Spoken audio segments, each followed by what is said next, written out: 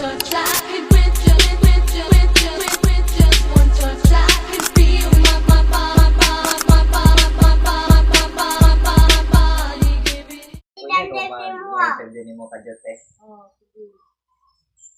Wawi. Baligya nga Wawi. pudok rinon, te. Kanang itlog. Daghan ba o gamay ang mupalit? Daghan, labi na inigbuntag. Gamay, man, kay tanawa. Unsay may tabo kung mo gamay ang presyo, te. Daghan ang mupalit. Mas daghanon pa nila og palit. Tabo kung mo tabit.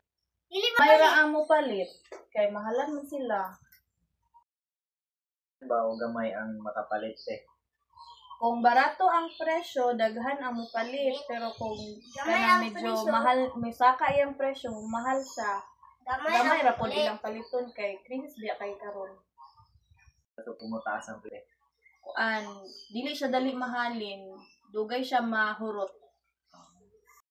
Gamay ang presyo sa itlog, mas daghan mamalit ang mupalit ani, te.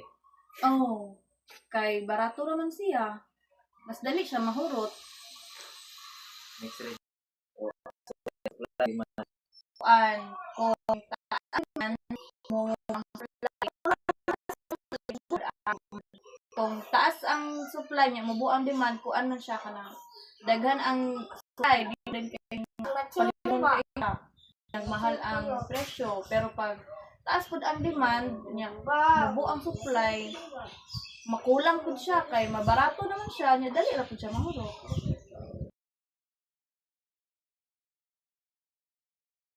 On importante kaayo ang demand ug supply sa pagtino sa presyo sa mga produkto. Sarili tayo.